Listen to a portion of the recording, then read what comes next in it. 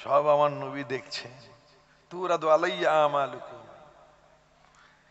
এত পাপ করি তবু আমাদের নবী বদদুয়া করেন না।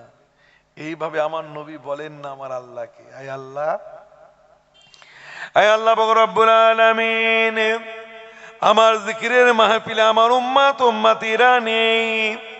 সকাল থেকে সন্ধ্যা পর্যন্ত এরা গোনা করছে, পাপ করছে, গোনায় গোনায় খাতায় খাতায় সময় অতিবাহিত করে দিচ্ছে।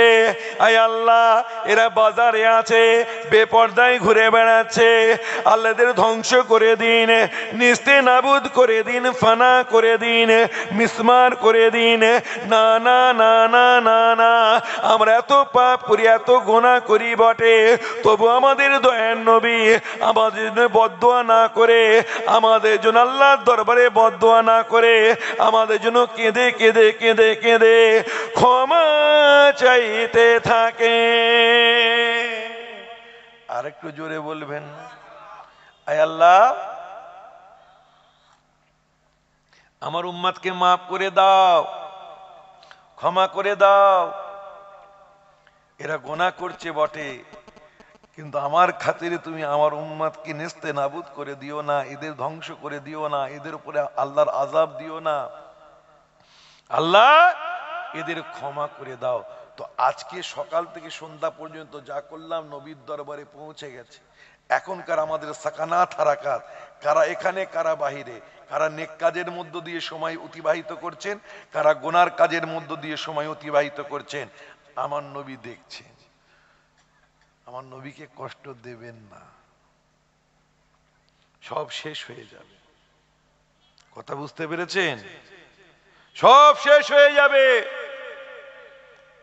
আমার নবীর যদি, আমার রসুলকে যদি আপনি কষ্ট দেন, রসুল যদি ব্যথিত হন, আপনি নেস্তে নাবুদ হয়ে যাবে। আল্লাহ রহমত আপনার উপরে কখনোই নাজিল হবে না যদি আমার নবী নারাজ থাকে। আর নবী যাতে নারাজ, আমার আল্লাহ তাতে নারাজ। আর আমার আল্লাহ যাতে নারাজ, তাতে আমার নবীও নারাজ। কি ভাই, ঠিক না বেঠিক? কথা বলে তো আর বারবার বলবো না ভাই। যারা এখনো বাহিরে রয়েছেন, মেহেরবানি করে দয়া করে এই পবিত্র পাক মাজলিসে এসে বসে যান।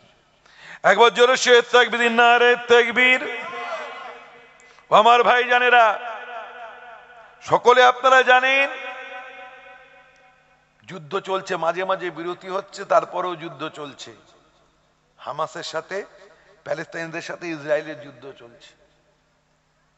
এত আক্রমণ করছে আধুনিক অস্ত্র দিয়ে, তবুও আল্লাহ পাক রব্বুল আলামিনের রহমত প্যালেস্তাইনি ভাইদের উপরে আছে বলে এখনো তাদের শেষ করে নেস্তে নাবুদ করতে পেরেছে, পারে নাই। তো ইসরায়েলের কমান্ডার একজন স্থলবাহিনীর কমান্ডারকে একজন সাংবাদিক জিজ্ঞাসা করছে যে আপনাদের কাছে আধুনিক অস্ত্র রয়েছে, পশ্চিমী দেশগুলি আপনাদের আধুনিক অস্ত্র দিচ্ছে, আমেরিকা, ওয়েস্টার্ন কান্ট্রিরা আপনাদের আধুনিক অস্ত্র শস্ত্র দিচ্ছে, আধুনিক মিসাইল, আধুনিক বোম, আধুনিক ট্যাঙ্ক, আধুনিক হাতিয়ার আপনাদের কাছে রয়েছে। তবু এই ছোট্ট একটা সংগঠন হামাস, হেজিবুল্লাহ, হুতির মতো সংগঠন, ছোট্ট একটা প্যালেস্তাইন মতো ছোট্ট একটা দেশ, একটা ছোট্ট এলাকা ধ্বংস করতে পারছেন না, নেস্তে নাবুদ করে দিতে পারছেন না। সেই সাংবাদিক বলেছিল যে, সাংবাদিককে বলছে ওই কমান্ডার,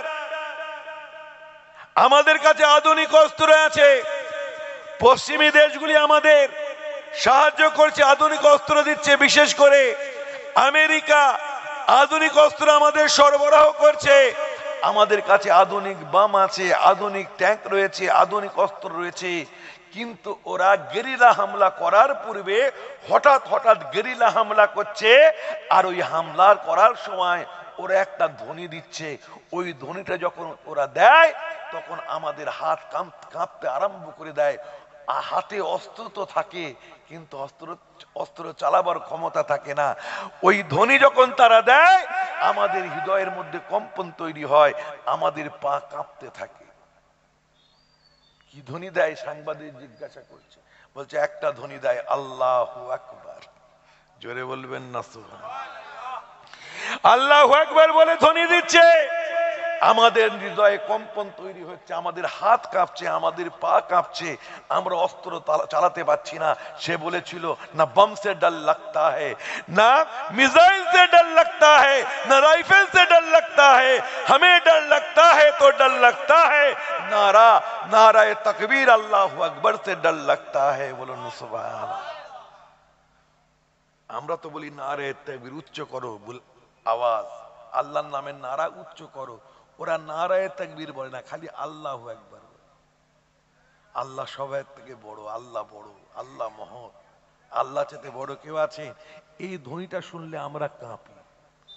সেই মুসলমানের ঘরের ছেলেরা রিয়াদুল জান্নাতে বসে রয়েছে, একবার জোরে সোরে আল্লাহর নামের ধ্বনি দেওয়া যাবে না? তাদের মতো পরিস্থিতি থাকলে আপনাদের জুবান দিয়ে কথা বার হতো? তাদের ঈমান আমাদের ঈমানের মধ্যে পার্থক্য আছে না নেই? জোরে বলুন তো ভাই আমার, একবার জোরে সোরে আল্লাহর নামের ধ্বনি দেওয়া যাবে? নারায়ে তাকবীর। সিলসিলায়ে মুজাদ্দিদে জামান, মাসলাকে আলা হযরত মুজাদ্দিদে জামান, মহান ইসালে সাওয়া, নারায়ে তাকবীর। মাশাআল্লাহ। نحمده ونصلي على ونسلم على رسوله الكريم أما بعد فأعوذ بالله من الشيطان الرجيم بسم الله الرحمن الرحيم إن الله وملائكته يصلون على النبي يا أيها الذين آمنوا صلوا عليه وسلموا تسليما الله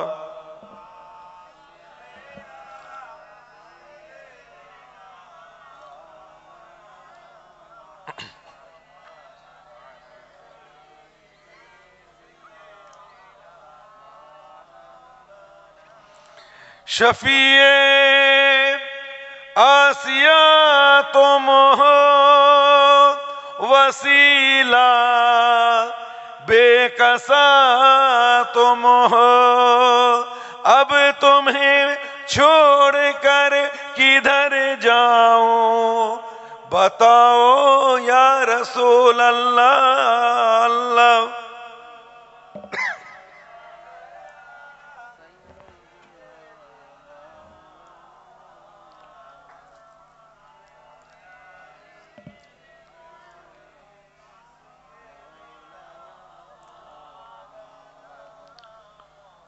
আমার ভাই জানেন, আপনারা দুরূদ শরীফ পাঠ করলেন,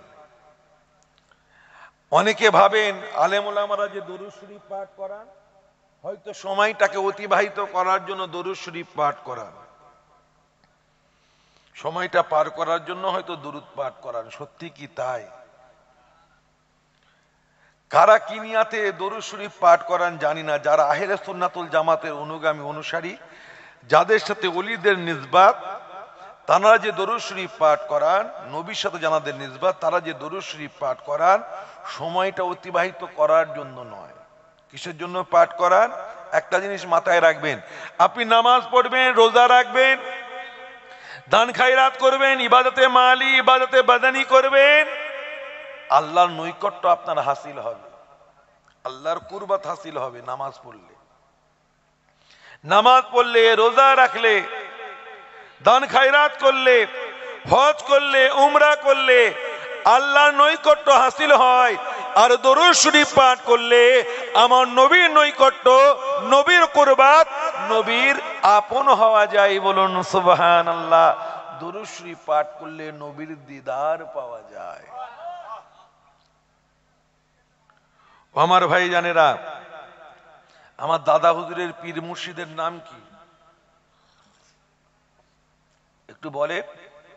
সুফি ফাতে আলী ওয়াইসি রহমাতুল্লাহ আলাইহি, রসুল নুমা পীর। তানার সামনে যদি কেউ কারামতকে অস্বীকার করত, সামনে বসিয়ে মুরাকাবা মুশাহাদার মধ্য দিয়ে আল্লাহ রসুলের জিয়ারত নসিব করিয়ে দিতেন। বলুন সুবহানাল্লাহ। তানার আদত ছিল, অভ্যাস ছিল কাসরাতের সাথে দরুদ শরীফ পাঠ করতে। একদিন ফাতে আলী ওয়াইসি হুজুর রহমাতুল্লাহ আলাইহি দরুদ শরীফ পাঠ করে, কাসরাতের সাথে দরুদ শরীফ পাঠ করে ঘুমিয়ে পড়েছেন।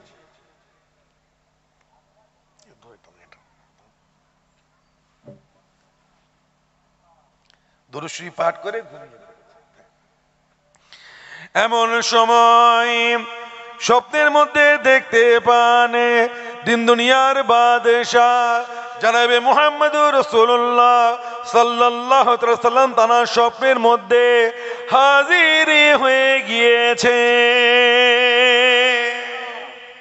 প্রথম আল্লাহ রাসূলের জিয়ারত পেলেন, রসুলকে দেখে ঝরঝর করে কাঁদছেন, আমার এত বড় নসিব, আমার মুকদ্দর চমকে গেছে, আমি আমার আকাকে দেখতে পেয়েছি। এই চোখের কোনো মূল্য আছে নাকি? 70 বছর নামাজ পড়লেন, 80 বছর নামাজ পড়লেন, 40 বছর রোজা রাখলেন, 50 বছর নামাজ রোজা করে মরে গেলেন, নবীর দিদার পেলেন না। ওই চোখের কোনো মূল্য আছে? জোরে বলো। কপালে কালো দাগ হয়ে গেছে নামাজ পড়ে পড়ে, হাঁটুতে দাগ, গোড়ালিতে দাগ, নবীর দেখা হলো না, নবীর দিদার পেলেন না। আমি মনে করি ওই চোখের কোনো মূল্য নেই। ফিরে আসবো যেটা আলোচনা করছিলাম, আব্দুল্লাহ বিন যায়েদ আনসারী রাদিয়াল্লাহু তাআলা আনহু। আহা, নিজের চোখটাকে বড় ভালোবাসতেন, বারবার সুরমা লাগাতেন, চোখে সুরমা লাগাতেন, চোখের খুব যত্ন নিতেন। আব্দুল্লাহ বিন যায়েদ আনসারী রাদিয়াল্লাহু তাআলা। সবাই জিজ্ঞাসা করত, এই আব্দুল্লাহ বিন যায়েদ আনসারী, তুমি তোমার চোখের এত যত্ন কেন করো? তোমার চোখটাকে তুমি এত মোহাব্বত কেন করো, এত ভালো কেন বাসো? সব সময় চোখটা বারবার ধোও, সুরমা লাগাও, কতই না কি করো তোমার চোখ নিয়ে, কেন? ওই সময় আব্দুল্লাহ বিন যায়েদ আনসারী রাদিয়াল্লাহু তাআলা বলেছিলেন, ও আমার নবীর সাহাবারা, কেনই বা আমি আমার চোখের যত্ন নেব না? আমি কি আমার এই মূল্যবান চোখের যত্ন নেব না? এই জন্যই আমি আমার চোখের যত্ন নিয়ে এই চোখেতে আমি আমার রসূলকে দেখতে পাই। যে চোখ আমাকে আমার হাবিবকে দেখায়, ওই চোখ যে বড় মূল্যবান, আমার শরীরের সমস্ত অঙ্গের চাইতে এই চোখটা এই জন্যই মূল্যবান। এই চোখেতে আমি আমার হাবিবকে দেখতে পাই। যে চোখেতে আমি আমার রসূলকে দেখি, ওই চোখের আমি যত্ন নেব না? তাই তো এত যত্ন করি, আমার চোখের যেন জ্যোতি না কমে যায়। আমার চোখের জ্যোতি কমে গেলে আমি আমার নবীকে পরিষ্কার ভালোভাবে দেখতে পাবো না, তাই যত্ন করি। আব্দুল্লাহ বিন যায়েদ আনসারী রাদিয়াল্লাহু তাআলা জমিনে কাজ করছেন, আমার রাসূল দিন দুনিয়ার বাদশাহ জনাবে মুহাম্মদুর রাসূলুল্লাহ, চিৎকার দিয়ে বলুন সাল্লাল্লাহু, হুজুর পাক ইন্তেকাল করলেন। একজন ছুটতে ছুটতে ছুটতে ছুটতে এসে খবর দেয়, আই আব্দুল্লাহ বিন যায়েদ আনসারী, আল্লাহ রাসূল দুনিয়াতে আর নেই, বারজাকে জিন্দেগিতে চলে গিয়েছেন, বিছান করেছেন, অর্থাৎ আল্লাহ নবী ইন্তেকাল করে গিয়েছেন। আমরা আর আমাদের নবীকে সচক্ষে দেখতে পাবো না, নবীকে মসজিদে নববীতে আর দেখতে পাবো না, নবীর সোহবতে আর থাকতে পাবো না। আমার নবী ইন্তেকাল করে গিয়েছেন। শোনা মাত্রই আব্দুল্লাহ বিন যায়েদ আনসারী ঝরঝর ঝরঝর করে কাঁদতে থাকেন, ইয়া আল্লাহ, ইয়া আল্লাহ, ইয়া আল্লাহ বলে জমিনে লুটিয়ে পড়েছেন। জমিনে লুটিয়ে পড়ে হাতটা তুলে আল্লাহর দরবারে দোয়া চান, আয় আল্লাহ পাক রব্বুল আলামিন, এই পরওয়ারদিগারে বেনিয়াজ, আয় আল্লাহ আপনি আমাকে অন্ধ করে দিন, আল্লাহ আমাকে আপনি কানা করে দিন। এই চোখের আর কোনো মূল্য নেই, মূল্য নেই, আমার চোখের প্রয়োজন শেষ হয়ে গিয়েছে। যে চোখেতে আমি আমার নবীকে দেখতে পাবো না, ওই চোখ আমি চাই না। আমি আমার মাকে দেখতে পাবো, আমি আমার সন্তান সন্তানীদের দেখতে পাবো, দুনিয়ার নাজারা দেখতে পাবো, আর আমার হাবিবকে দেখতে পাবো না। এটা হতে পারে না, পারে না। আল্লাহ আপনি আমাকে অন্ধ করে দিন। মুস্তাজাবাতুদ দাওয়া ছিলেন, যা দোয়া চাইতেন আল্লাহ কবুল করতেন। আব্দুল্লাহ বিন যায়েদ আনসারী রাদিয়াল্লাহু তাআলা অন্ধ হয়ে গেলেন, অন্ধ হয়ে গেলেন। তিনি বলতেন, আল্লাহ যদি আমাকে বলে না আব্দুল্লাহ বিন যায়েদ আনসারী, আহা কুরবান হয়ে যা। আব্দুল্লাহ বিন যায়েদ আনসারী, তোমাকে হরিণী চোখ দেবে, নেবে? হরিণের চোখ খুব সুন্দর হয়। যারা কবি, তারা কবিতার মধ্যে যখন প্রেমিকার বর্ণনা করে, প্রেমিকার সৌন্দর্যের বর্ণনা করে, রূপের চেহারার সৌন্দর্যের বর্ণনা যখন করে, চোখের যখন বর্ণনা করে, তখন বলে হিরণী চোখ, হিরণে জয়সা আঁখি, আঁখ वाली, আঁখে वाली। কেন? হরিণের চোখ খুব সুন্দর হয়। তো তিনি বলতেন, আল্লাহ যদি আমাকে হরিণের চোখ দেন, আমি আল্লাহকে বলবো, আল্লাহ তুমি তো আমাকে হরিণী চোখ দিলে, ওই চোখে কি আমি কি আমার নবীকে দেখতে পাবো? ওই চোখে কি আমি আমার আকাকে দেখতে পাবো? যদি দেখতে পেতাম তাহলে আমি চাইতাম। আমার চোখের কোনো মূল্য নেই, হরিণের চোখ আমি চাই না। যত সুন্দরী তুমি চোখ আমাকে দাও না কেন, আমি চাই না। কেন? আমার নবীকে যদি দেখতে না পাই, সেই চোখের কোনো আমার কাছে মূল্য নেই। বলুন সুবহানাল্লাহ। আমি আল্লাহকে বলবো, আল্লাহ চোখ যদি দেন, আল্লাহকে বলবো দেখতে পাবো নবীকে, তাহলে দেন। যদি দেখতে না পাই, চোখের প্রয়োজন নেই। মা বাপ, আত্মীয় স্বজন, সন্তান, সন্তানেদি, দুনিয়ার কোন নাজারা, সৌন্দর্যপূর্ণ জায়গা, জিনিসপত্র দেখতে চাই না, আমি আমার নবীকে দেখতে চাই। বলুন সুবহান। তো এখন তো আমরা সচক্ষে দেখতে পাবো না, তবে আল্লাহ যদি স্বপ্নে দেখান, যদি আল্লাহ আমাদের ফিরাসাত দান করেন, বাতিনি যদি চোখ দেন, বসিরহাটে আল্লামা হুজুরের মতো, পাঁচ হুজুরের মতো, পীর আল্লামা নেসারউদ্দিন সাহেব হুজুরের মতো, তাহলে দেখতে পাবো। কি ভাই, ঠিক না? তার জন্য কি আমল আছে বলবো, অনেক আমল আছে, তার মধ্যে একটি আমল বলে যাব। আমাদের দাদা পীর সাহেব, রসুল নুমা পীর, রসুলের দিদার পেয়েছেন, ঝরঝর করে কাঁদছে। নবীর প্রেমিকরা কাকে চায়? নবীকে চায়। আমরা দুনিয়ার মানুষ নামাজ পড়ি, রোজা রাখি, হজ যাকাত আদায় দিই জান্নাত পাওয়ার লোভে। আল্লাহর ওলিরা নামাজ পড়েন, রোজা রাখেন জান্নাতের লোভে নয়, খালিকে জান্নাত, আমার আল্লাহকে পাওয়ার লোভে। বলুন সুবহানাল্লাহ। মাজাজি মালিকে জান্নাত, আমার নবীকে পাওয়ার লোভে। বলুন সুবহানাল্লাহ। তারা নবীর সন্তুষ্টি, নবীর নৈকট্য চান, আল্লাহর সন্তুষ্টি, আল্লাহর নৈকট্য চান। আল্লাহর ওলিরা নামাজ পড়ে বিনিময়ে জান্নাত চান না, জান্নাতের হুরপুরি চান না, খালিক পরওয়ারদিগার আমার আল্লাহকে চান, রাসূলুল্লাহকে চান, যারা ওলি হন। তাহলে আমাদের নামাজ পড়ার স্বার্থ আর ওলিদের নামাজ পড়ার স্বার্থের মধ্যে পার্থক্য আছে না নেই? আছে বলেই তো ওলি তানারা। আমার ভাই জানেরা, রসুলকে দেখে ঝরঝর করে কাঁদছেন, দিদার পেয়েছেন। আল্লাহ রসুল বলো, বাবা ফাতে আলী, আজকে তুমি আমার দিদার পেয়েছো, বলো না বাবা তুমি আমার কাছে কি চাও বলো, তুমি যা চাইবে আমি তোমাকে আতা করব, দেব। ফাতে আলী ওয়াইসি হুজুর ঝরঝর করে কাঁদতে কাঁদতে বলেন, ইয়া রাসূলুল্লাহ, ইয়া হাবিবাল্লাহ, আমি শুধু আপনাকেই চাই, আমি শুধু আপনাকে চাই, বারবার আপনার দিদারে পেতে চাই। নবীর দিওয়ানারা কি চাইবে? নবীকেই চাইবে। কি ভাই, ঠিক না? আর নবীর দিওয়ানারা কি ওয়াজ শুনতে চায়?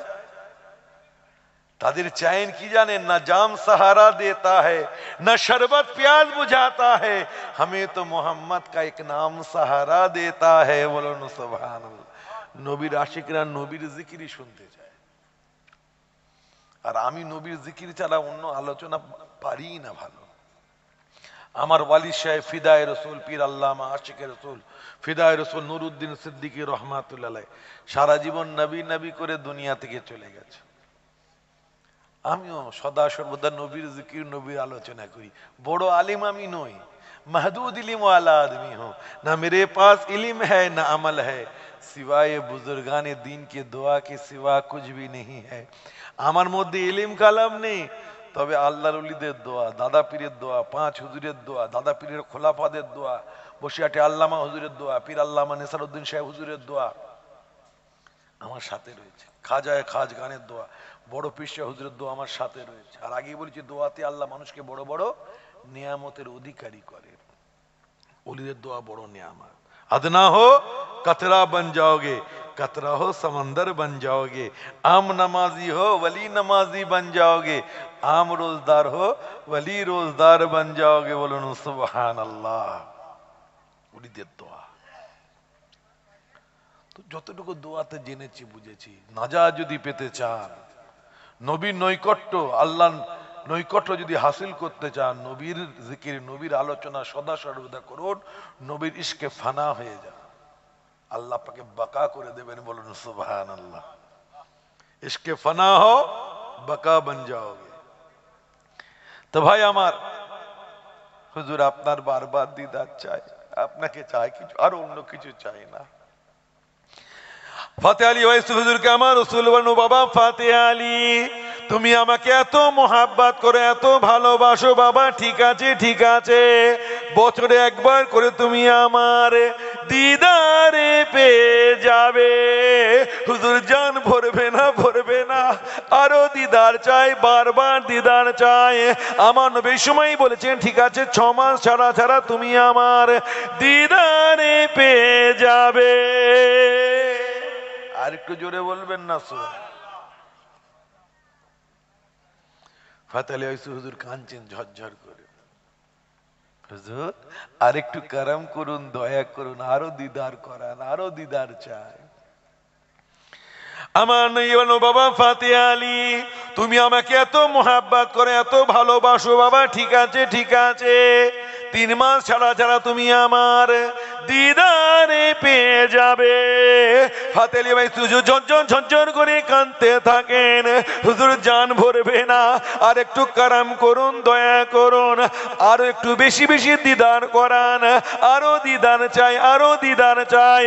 আমার নবী সময় বলেছিলেন, ঠিক আছে ও বাবা ফাতে আলী, তুমি আমাকে এত মোহাব্বত করো, এত ভালোবাসো বাবা, ঠিক আছে ঠিক আছে, মাসে একবার করে তুমি আমার দিদারে পেয়ে যাবে। আরেকটু জোরে বলবেন না? আমাদের জমির মুর্দা হয়ে গেছে। সেই যখন বসেই রয়েছেন কষ্ট করে, একটু সুবহানাল্লাহ আলহামদুলিল্লাহ জোরে জোরে বলবেন, কাল কিয়ামতের দিনে কাজে লাগবে, আমার হসলা আফজাই হবে, বলতে ভালো লাগবে। আল্লাহ পারেন না আপনার আমার এই সুবহানাল্লাহ বলাটাকে কবুল করে নিয়ে আল্লাহ আপনাকে আমাকে নাজাত দিতে পারেন কি পারেন না? যাদের সন্দেহ আছে আসতে বলুন, যাদের সন্দেহ নেই জোরে বলুন, আল্লাহ পারেন কি পারেন না? পারেন। ছোট আমল মনে করবেন না এটাকে। আমার নবী আবু যারকে বলেছেন, আবু যার কয়েকটা আমার নসিহত মনে রেখো। তো নসিহত করার আগে আমার নবী নসিহতের গুরুত্ব বুঝিয়েছিলেন। ইয়া আবা যার লা তাহকিরান্নাল মারুফা শাইয়া। ও আবু যার, অনেক ছোট আমল আছে, অনেক ক্ষুদ্র আমল আছে আবু যার, তোমার মনোপুত হয় না, তোমার মনে ধরে না। ও আবু যার, এই সমস্ত ছোট ছোট আমলগুলিকে তুমি মোটেই ছোট মনে করো না। না জানি আল্লাহ পাক রব্বুল আলামিন ওই সমস্ত ছোট ছোট আমলের পরিবর্তে রহমতের দরিয়া বর্ষণ করে থাকে। এই সুবহানাল্লাহ ছোট আমল মনে করবেন না। ফাতে আলী ওয়াইসি হুজুর ঝরঝর করে কাঁদছেন, কি হলো বাবা জান ভরবে না? হুজুর না, আরেকটু করম করুন, দয়া করুন। ফাতে আলী ওয়াইসি হুজুর বলেন, ঠিক আছে 15 দিন ছাড়া ছাড়া তুমি আমার দিদার পাবে। হুজুর জান ভরবে না, বড্ড মোহাব্বত করি, ভালোবাসি, আরেকটু করম করুন। নবী বলছেন সপ্তাহে একবার দিদার পাবে। আর কোনো কথা বলেন না, ঝরঝর করে কাঁদছে, আর বলছেন না। আমার নবী বলছে, ও বাবা ফাতে আলী কি হলো? কোনো কথা নেই। ফাতে আলী ওয়াইসি হুজুর এত কান্না কাঁদেন, চোখ দিয়ে দরদর দরদর দরদর দরদর করে পানি ঝরে, সিনা ভিজে যায়, দাড়ি ভিজে যায়। আমার নবী বুঝতে পেরেছেন আমার দিওয়ানা মাস্তানা আমার ইশকে ফানা ফাতে আলী আমাকে এত মোহাব্বত করে ভালোবাসে। তাই আমার নবী বলে উঠলেন, ও বাবা ফাতে আলী, ঠিক আছে ঠিক আছে ঠিক আছে বাবা, তুমি আমাকে এত মোহাব্বত করো, এত ভালোবাসো বাবা, ঠিক আছে ঠিক আছে। যখনই দিন রাতের মধ্যে, সারা দিন রাতের মধ্যে যখনই তুমি আমাকে ইয়া রাসূলুল্লাহ বলে ডাক দেবে, ইয়া হাবিবাল্লাহ বলে ডাক দেবে, যখনই আমাকে ইয়াদ করবে, ইয়া নবী আল্লাহ, ইয়া রাসূলুল্লাহ, আসসালাতু ওয়াসসালামু আলাইকা, ইয়া রাসূলুল্লাহ বলে যখন ডাক দেবে, আমাকে যখন তুমি সালাম খানা দেবে, আমি নবী তোমার সামনে হাজির হয়ে যাব। আর একটু জোরে। বারবার নবীর দিদার চাই, তাহলে বারবার নবীকে ইয়াদ করতে হবে। তাই তিনি নবীর মোহাব্বতে দিওয়ানে ওয়াইসি, এত মোটা ফার্সিতে আমার রাসূলের মোহাব্বতে কবিতার বই লিখলেন। ওই দিওয়ানে ওয়াইসির কবিতার মধ্যে কি গভীরতা ফার্সিতে। জরবুল মিসল, যখনই কবিতা পড়তেন চোখ দিয়ে টপ টপ করে পানি ঝরতো। নবীর মোহাব্বতে কবিতা লিখতেন, চোখ দিয়ে টপ টপ করে পানি ঝরতো। নবী কি ইয়াদ করতেন, নবীর দিদার নসিব হয়ে যেত। বলুন সুবহান। ফাতে আলী ওয়াইসি হুজুরকে জিজ্ঞাসা করা হয়েছিল, আপনার কোন আমলটির জন্য আপনি নবীর দিদার পেয়েছেন? ফাতে আলী ওয়াইসি হুজুর বলেছিলেন, আমি কাসরাতের সাথে আমার হাবিবের উপরে দরুদ পাঠ করতাম, মুহাব্বতের সাথে আমার হাবিবের প্রতি দরুদ পাঠ করতাম। আমার ভাইজানেরা,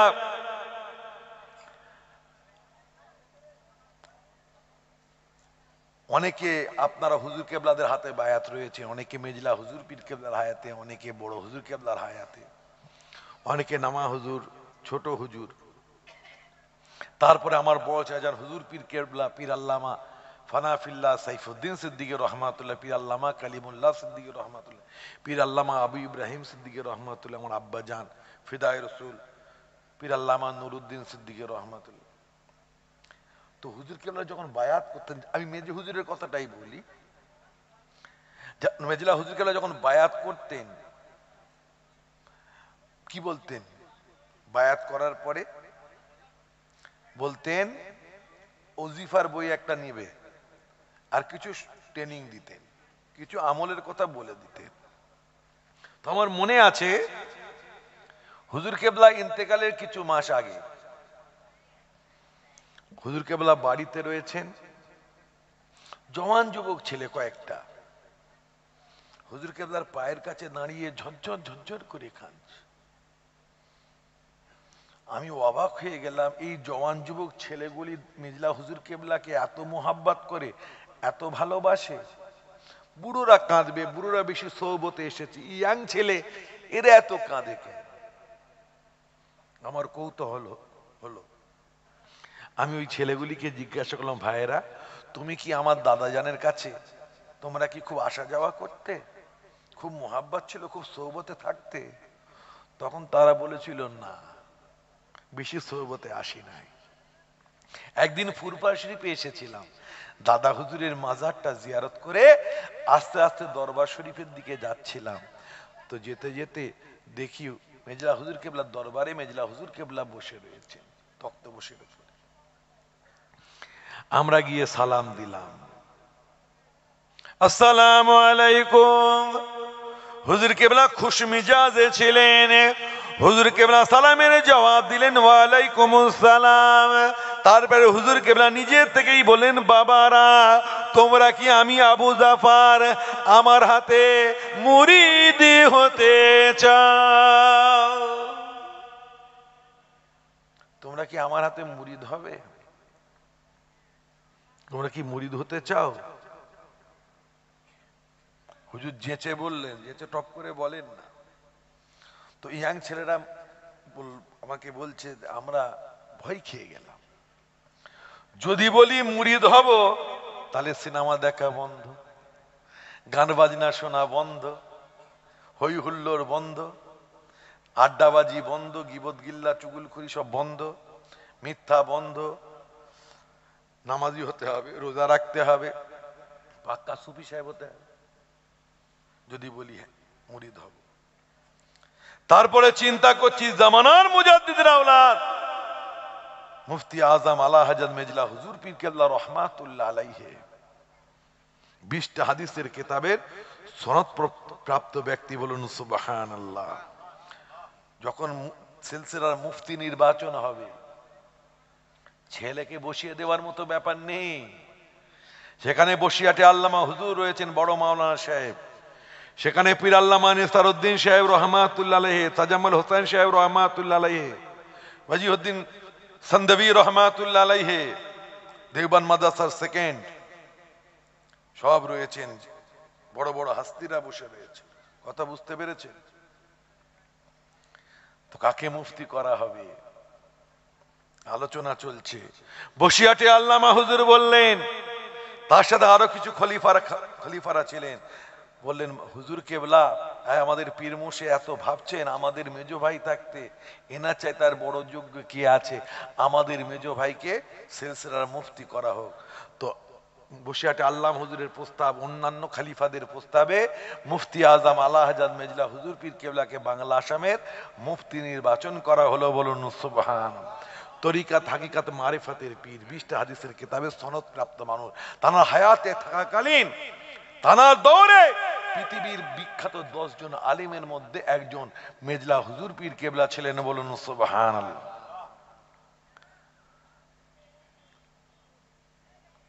তো ওরা বলল যে নিজে মুখে বলছেন মুরিদ হবে বাবা, না বলে দেবো মুখের উপরে, দাদা পীর আওলাদ, এত বড় আলিম, তরিকাত হাকিকাত মারিফাতের পীর, না বলে দেব? সাহস করে বললাম মুরিদ হব। আর ভাবছি মুরিদ তো হয়ে যায়, আমল করি না করি হুজুরকে দেখতে যাচ্ছে, মুরিদ তো হয়ে যায়। আবার অনেকে বলছে এখন তো মুরিদ হয়ে যায়, পরে নাই আমল করব, পরবর্তীতে মুরিদটা তো হয়ে থাকি, পরে আমাদের প্রজন্মের ছেলেদের বলতে পারবো জানিস আমি না দাদা হুজুরের আওলাদ, মুফতি বাংলা আসাম মেজলা হুজুর পীর কেবলা মুরিদ। এটা তো আমাদের বাচ্চাদের বলতে পারবো, ছেলে পিলেদের বলতে পারবো। তাই সাহস করে বললাম হুজুর মুরিদ হব, হুজুর মুরিদ হব। হুজুর বলেন বাবারা মুরিদ তো হবে, পীরের কথা শুনবে তো বাবা। যত ভয় খায় তত হুজুর ভয় দেয়। আবার যেসে বোঝায় মুরিদ তো হবে, পীরের কথা শুনবে তো, মুরিদ হবে, পীরের হাতে বায়াত হবে, আর পীরের কথা শুনবে না, শুনবে তো বাবা। আমতা আমতা করে বললাম জি শুনবো। হুজুর পাগড়িটা ফেলে দিলেন, মুরিদটা করে দিলেন, করে দিয়েই বলছেন বাবারা 5 ওয়াক্ত ফরজ নামাজ আদায় দেবে, 1 মাস রোজা আদায় দেবে, ফরজ রোজা আদায় দেবে, মা বাপের খিদমত করবে। বাবারা মা বাপকে গালি দিও না জননী, বাপ মাকে গালি দেবে না, বাপ মায়ের ফারমাবারদার হয়েও বাবা, বাপ মায়ের খেদমত করবে, মানুষের সাথে দুর্ব্যবহার করবে না, বাবারা মিথ্যা বলবে না, টকি দেখবে না, গান বাজনা শুনবে না, এইভাবে কিছু বললেন। হারাম হালাল বেঁচে চলবে। বললেন টকি দেখবে না। টকি বোঝেন আপনারা? এ কারা কারা টকি বোঝেন হাত উঁচু করে দেখেন। টকি বোঝেন না? আমাকে হুজুর কেবলা ছোটবেলায়, আমি যখন ছোট, এই টকি দেখো নাকি, এই নামাজ পড়ছো তো, টকি দেখো নাকি? আমি আমার মাকে জিজ্ঞাসা করছি, দাদা জান বলছেন টকি দেখো নাকি, টকিটা আবার কি? সিনেমা শুনেছি, সিনেমাকে বই বলে, সিনেমা যাত্রা থিয়েটার এসব শুনেছি, টকিটা আবার কি জিনিস? তো তখনকার যুগে আমার মা বলল টকি মানে সিনেমা। তখন টকি বলা হতো। কি বলা হতো? তো হুজুর বলেন টকি দেখবে না, মিথ্যা বলবে না, কিছু বলে বললেন। তো তারা উত্তর দিল, আমাকে গল্প করছে, হুজুর কেমন আছেন, আমাকে গল্প করছে, আমার পাশে দাঁড়িয়ে গল্প হচ্ছে ছেলেগুলির সাথে। তো হুজুর কেবলা কে আমরা বললাম, হুজুর আমরা তো নামাজ জানি না, সূরা টুরা কিছুই জানি না। হুজুর বলেন বাংলায় নিয়াত করবে, বাংলায় নিয়াত করবে, যেভাবে নিয়াত করতে হয় ওইভাবে বাংলায়, যেমন একটা ওয়াক্তের কথা বলে দিন, আমি মানে ওয়াক্তের কথা বলে দিলেন, যেমন ভাবে বলতেন। কোন ওয়াক্তের কথা বলেছিল আমার মনে নেই। ফজরের 2 রাকাত ফরজ নামাজ কাবার দিকে মুখ করে পড়ছে, আল্লাহ তুমি কবুল করো, আল্লাহ তো বাংলায় নিয়াত করবে। বাবারা তাকবীর তাহরিমা বাঁধবে, যতক্ষণ সানা পড়তে সময় লাগে সুবহানাল্লাহ সুবহানাল্লাহ পাঠ করবে, যতক্ষণ সূরা ফাতিহা তেলাওয়াত করতে সময় লাগে সুবহানাল্লাহ সুবহানাল্লাহ পাঠ করবে। ছোট্ট একটা সূরা, বড় সূরা হলে 1 আয়াত, ছোট হলে 3 আয়াত, যতক্ষণ পড়তে সময় লাগে সুবহানাল্লাহ সুবহানাল্লাহ পাঠ করবে। রুকুতে যাবে সুবহানাল্লাহ সুবহানাল্লাহ সুবহানাল্লাহ, সাজদায় যাবে সুবহানাল্লাহ সুবহানাল্লাহ সুবহানাল্লাহ, বৈঠকে বসে আত্তাহিয়াত দুরূদ ইব্রাহিম দোয়া মাসুরা পড়তে যতটুকু সময় লাগে সুবহানাল্লাহ সুবহানাল্লাহ পড়ে সালাম ফেরাবে। আমি আবু জাফর আল্লাহর কাছে দোয়া চাই, আল্লাহ পাক রব্বুল আলামিন তোমাদের সুবহানাল্লাহ নামাজকে কবুল করে নেবে। আরেকটু জোরে। তবে তোমরা তোমাদের গ্রামে ইমাম সাহেব মুয়াজ্জিন সাহেব নামাজ শিক্ষা কিনে নামাজটা শিখে নেবে বাপ, দোয়া দরুদ গুলো সূরা টুরা মুখস্থ করবে। তারপরে বাবা তোমরা তো জওয়ান যুবক ছেলে, তোমরা বেশি আমল করতে পারবে না, তবে একটা আমলের কথা বলবো, করবে বাবা? একটা আমল, আমার ওজিফার বই রয়েছে, ওজিফার বইটা নিয়ে যাও, গিয়ে ঈশান নামাজের পর একটা দুরূদ শরীফ আছে, ওই দুরূদ শরীফের আমলটা করবে। অনেক মুরব্বীরা করেন নিয়াত করে, আমি আমার কলবের দিকে মতওয়াজ্জা আছি, আমার কাল পীর সাহেব হুজুর কেবলা ও দাদা পীর সাহেব হুজুর কেবলার কলবের ওসিলা হইয়া রসুল পাকের মুবারক কলবের দিকে মতওয়াজ্জা আছে, রসুল পাকের মুবারক কলব হইতে জিয়ারত ও মুহাব্বতের ফয়েজ আমার কলবে আসুক। আল্লাহুম্মা সাল্লি আলা সাইয়্যিদিনা মাওলানা মুহাম্মাদিন নবিয়্যিল উম্মি ওয়া আলিহি ওয়া সাল্লিম। মুহাব্বতের ফয়েজ কলবে আসবে দরুদ শরীফ পাঠ করলে। হুজুর বলেন এই আমলটা করবে, যদি কিছু মালুম হয়, যদি কিছু অবস্থা হয়, কাইফিয়াত হয়, আমাকে বলবে ফুরফুরা শরীফে এসে, অন্য কাউকে বলুনি গো, হুগলি জেলার ভাষা, অন্য কাউকে বলুনি গো, আমাকে বলবে, পীরকে বলবে, অন্য কাউকে বলতে নেই। হুজুরের সাথে কিছু কথা ছিল ভাইজান, কিন্তু হুজুর অসুস্থ, আল্লাহ হায়াত দারাজ করেন, আল্লাহ হায়াতে বরকত দেন, হয়তো আর বলা হবে না, মনের কথা মনেই রয়ে যাবে, আর হয়তো বলার সুযোগ হবে না, তাই কাঁদছি, আর হয়তো বলার সুযোগ হবে না, তাই কাঁদি। আমি এবার বলছি কি মালুম হলো, কি মালুম হচ্ছে বলো? ওটা তো বলা যাবে না, হুজুরের নিষেধ। আমি ছেলে গো পোতা, বলো না, বলছে না পীরের নিষেধ, খাতরাই পড়বো। আজ কোনো খাতরা ঠাতরা আমি বুঝবো, আমি ওনার পোতা হই, তুমি আমাকে বলো না কি মালুম হচ্ছে।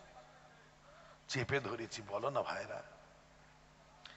ওই সময় ওই জওয়ান যুবক ছেলেগুলি বলেছিল, মিনহাজ ভাইজান হুজুর কেবলা যেভাবে বলেছিলেন ওইভাবে চলার চেষ্টা করেছি, 5 ওয়াক্ত নামাজ পড়া শুরু করে দিয়েছি, আস্তে আস্তে সমস্ত খারাপ জিনিস ত্যাগ করতে শুরু করে দিয়েছি, মা বাপের সাথে হেসে হেসে কথা বলি, মা বাপের উপরে রাগ করি না, মাথা ঠান্ডা রাখি, মা বাপের খিদমত করি, মিথ্যা ছেড়ে দিয়েছি, সিনেমা ছেড়ে দিয়েছি, গান বাজনা ছেড়ে দিয়েছি, দুগুল ফুজুলি ছেড়ে দিয়েছি, গীবত গিল্লা ছেড়ে দিয়েছি, পরনিন্দা পরচর্চা ছেড়ে দিয়েছি।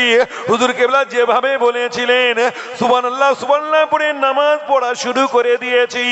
আর হুজুর কেবলা যেভাবে বলেছিলেন নিয়াতের সাথে দরুদ শরীফের আমল করতে বলেছিলেন, আমল করেছি।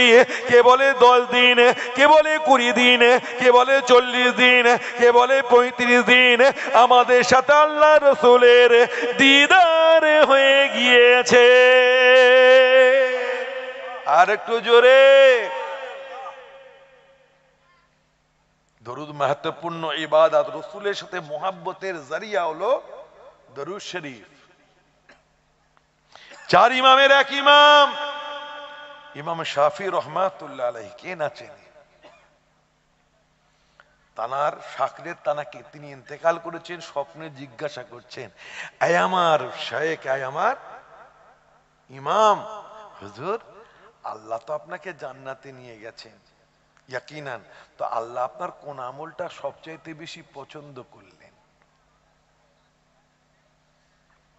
ইমাম শাফি তাহাজ্জুদ গুজার ছিলেন কি ছিলেন? কথা বলে। জাহিরি আলেম ছিলেন। জাহিরি আলেম অনেক পাবেন, জাহিরি মুফতি সাহেব, আলেম সাহেব, হুজুর সাহেব, হযরত সাহেব বহু পাবেন, কোনো দাম নেই যদি তার মধ্যে আহলে বাতিনের মানুষ যদি সে না হয়, যদি বাতিনি ইলম না থাকে, বাতিনি চর্চা যদি না থাকে, তার কোনো মূল্য আছে? নেই। আর যখনই বাতিনি থাকবে দেখবেন তার চেহারা যেমনই হোক, চেহারা একটা রৌনক থাকবে, কালো হলেও রৌনক থাকবে। যদি বাতিনি থাকে জানবেন, ইলমে তাসাউফ যদি থাকে, মাথা হেঁট করে কথা বলবে, উঁচু করে নয়। যে গাছে ফল থাকে সে গাছ ঝুঁকে থাকে না খাড়া হয়ে দাঁড়িয়ে থাকে? কথা বলেন, ঝুঁকে থাকে। আজ জিনকে সারি ভাব থাকবে, আখলাক যদি পরিবর্তন না হয়, আখলাকের মধ্যে নারমিয়া যদি না থাকে, জানবেন তার মধ্যে ইলমে তাসাউফ বলে কিছু নেই, সে ভণ্ড। তাসাউফের দাবিদার যদি হয় জানবেন ভণ্ড। যার মধ্যে তাসাউফ থাকবে তার মাথা হেঁট থাকবে, তার চেহারার মধ্যে একটা রৌনক থাকবে, সৌন্দর্য থাকবে। কালো হলো একটা লাইট তৈরি করে দেবেন আল্লাহ। অনেক কালো চেহারা আছে, দেখতে ভালো লাগে না দেখবেন, কিন্তু অনেক কালো মানুষ আছে এমন চেহারা বারবার দেখতে মন যায়, ঠিক না বেঠিক? কত সুরওয়ালা অনেক বক্তা আছে, ওয়াজ শুনি তাসির হয় না, কিন্তু অনেক বক্তা সুর নেই, আমল আছে, ওয়াজ যখন করে শুনতে ভালো লাগে, কি ভাই ঠিক না? তো জাহিরি বাতিনি থাকতে হবে। বসিরহাটে আল্লামা হুজুর জাহিরি আলেম ছিলেন, জাহিরি বাতিনি পূর্ণাঙ্গ আলেম। হাক্কানি আলেম কাকে বলে? এ তো অনেক আলোচনা, এটা আমার বিষয়বস্তু নয়। হাক্কানি আলেম যিনি হবেন তার মধ্যে জাহিরি বাতিনি উভয় জ্ঞান থাকবে। কথা বুঝতে পেরেছেন? মাথা হেঁট করে কথা বলবে, তার মধ্যে উগ্রতা থাকবে না, তার মধ্যে নারমিয়াত থাকবে, রাসূলের আদর্শ উসওয়া থাকবে তার মধ্যে। তো ভাই আমার, ইমাম শাফি নামাজ পড়তেন তো, নামাজ পড়তেন। তো শাকরের জিজ্ঞাসা করছেন, আপনার কোন আমলটি আল্লাহ সবচেয়ে বেশি পছন্দ করেছেন? ওই সময় আর কোন আমলের বিনিময়ে আল্লাহ আপনাকে নাজাত দিয়েছে? ওই সময় চার ইমামের এক ইমাম ইমাম শাফি রহমাতুল্লাহ আলাইহি বলেছিলেন, ও বাবা শাকরিদ, আমি নবীর উপরে কাসরাতের সাথে দরুদ শরীফ পাঠ করতাম, ঝুমে ঝুমে ঝুমে ঝুমে নবীর মোহাব্বতে দরুদ শরীফ পাঠ করতাম বলে আল্লাহ রব্বুল আলামিন আমি শাফি আমার ওই দরুদ শরীফের আমলটাকে আমার আল্লাহ বড় পছন্দনীয় করে নিয়েছেন, বড় পছন্দ করেছেন। আমার দরুদের আমলটাকে আমার আল্লাহ পছন্দ করে নিয়ে আল্লাহ রব্বুল আলামিন দরুদের ওসিলায় আমি ইমাম শাফি আমাকে নাজাত দিয়ে দিয়েছে। আরেকটু জোরে। ঘর থেকে বাইরে যখন বার হবে, আমি দুটো আমল বলে দিই, ইনশাল্লাহ কোনো বিপদ আপদে আপনি বড় বিপদ আপদে পড়বেন না। ঘর থেকে যখন বাহিরে বার হবেন, বাম পাটা আগে বার করবেন, বাম পাটা তুলে আয়াতুল কুরসি পড়বেন। কি পড়বেন? আয়াতুল কুরসি। তারপরে দুরূদ শরীফ পাঠ করবেন। আপনি রাস্তায় নিরাপদে থাকবেন, দুশমন আপনাকে টের পাবে না, আপনাকে আহত করা তো দূরের কথা। কথা বুঝতে পেরেছেন? নুজহাতুল মাজালিস খুলুন পেয়ে যাবেন। নুজহাতুল মাজালিস, একজন জালিম বাদশা ছিল, মানুষের উপরে খুব জুলুম করতো, যারা আবার নামাজ কালাম পড়ে বেশি তাদের উপরে বেশি জুলুম করত। একজন আল্লাহর নেক বান্দা ওই জালিম বাদশার হাত থেকে রেহাই পাওয়ার জন্য জঙ্গলে চলে গিয়ে জঙ্গলের তলায় বসে আছে লুকিয়ে, আর ঝরঝর করে কাঁদতে কাঁদতে আল্লাহকে বলছেন, আয় আল্লাহ, আয় আল্লাহ রব্বুল আলামিন, ওই জালিম বাদশার হাত থেকে আমাদের নাজাত দিন। বড় জুলুম করে, মানুষকে নেক আমল করতে দেয় না, মানুষের উপরে অন্যায় অবিচার করে, অন্যায় জুলুম করে। আয় আল্লাহ, ওই জালিম বাদশার হাত থেকে আমাকে নাজাত দিন। 1000 বার দরুদ শরীফ পাঠ করে আল্লাহর কাছে দোয়া করতে লেগেছেন। এমন সময় আসমান থেকে আওয়াজ, গায়েবী আওয়াজ আসতে থাকে, ওরে আল্লাহর বান্দা 1000 বার দরুদ শরীফ পাঠ করে দোয়া চেয়েছে বলে আল্লাহ তোমার দোয়াকে কবুল করে নিয়েছেন। আর জালিম বাদশাকে চিরতরের জন্য আমার আল্লাহ হালাকে করে দিয়েছে। সে আর জুলুম করতে পারবে না, তাকে আল্লাহ ধ্বংস শেষ করে দিয়েছেন। বলুন সুবহানাল্লাহ। সাদ ইবনে মুহাম্মদ জগৎ বিখ্যাত আল্লামা। তার আদত ছিল, অভ্যাস ছিল, তিনি যখন ঘুমাতে যেতেন নবীর উপরে কাসরাতের সাথে দরুদ শরীফ পাঠ করে ঘুমাতে যেতেন। একদিন সাদ ইবনে মুহাম্মদ রাহমাতুল্লাহ আলাইহি নবীর প্রতি মহব্বতের সাথে দরুদ পাঠ করে ঘুমিয়ে পড়েছে। এমন সময় সাদ ইবনে মুহাম্মদ স্বপ্নের মধ্যে দেখতে পান আল্লাহ রাসূল দিন দুনিয়ার বাদশাহ জনাবে মুহাম্মদুর রাসূলুল্লাহ, চিৎকার দিয়ে বলুন সাল্লাল্লাহু আলাইহি সাল্লাম, সাদ ইবনে মুহাম্মদের বাড়িতে হাজির হয়ে গিয়েছেন। সাদ ইবনে মুহাম্মদ আল্লাহ রাসূলকে দেখানোর সাথে সাথে নিম্ন স্বরে নবীকে সালাম দিতে থাকেন। নবী সালামের উত্তর দিয়ে বলেন, ও বাবা সাদ ইবনে মুহাম্মদ, তুমি আমার উপরে প্রতিদিন 1000 বার দরুদ শরীফ পাঠ করেছো। 1000 বার দরুদ শরীফ পাঠ করার আদাটা, ঢংটা, এতই মহব্বতের সাথে আমার উপরে দরুদ শরীফ পাঠ করেছো, ওই মহব্বতের সাথে দরুদ পাঠ করার আদাটা, ঢংটা আমি আল্লাহ আমাকে বড় ভালো লেগে গিয়েছে, আমি নবী আমাকে বড় ভালো লেগে গিয়েছে, বড় পছন্দ হয়ে গিয়েছে। ও বাবা সাদ ইবনে মুহাম্মদ, তুমি তোমার গালটা বাড়িয়ে দাও, তোমার মুখটা বাড়িয়ে দাও, যে মুখ দিয়ে তুমি আমার উপরে দরুদ শরীফ পাঠ করেছো, ওই মুখেতে, ওই গালেতে আমি নবী মুহাম্মদ একটা চুমা দিতে চাই। সাল্লাল্লাহু।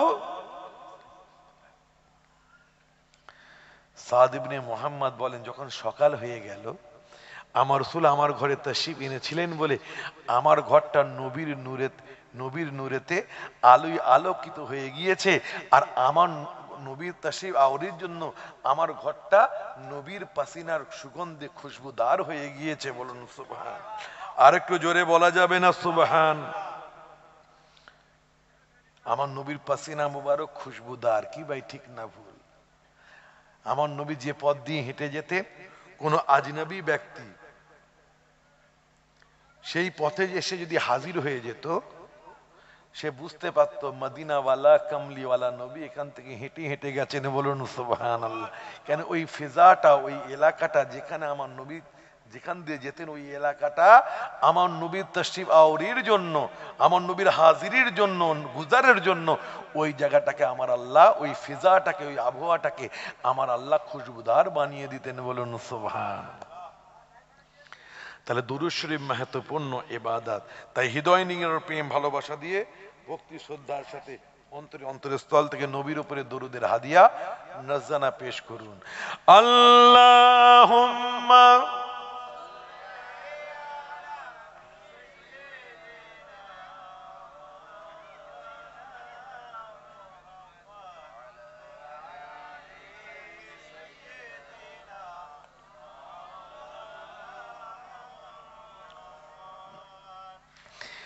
आज महबूब का यौमे मिलाद है, दोनों आलम सजाए सवारे गए, महके उठा जहां आ गया बागे बागे जन्नत ज़मीं पर उतारे गए। अल्लाह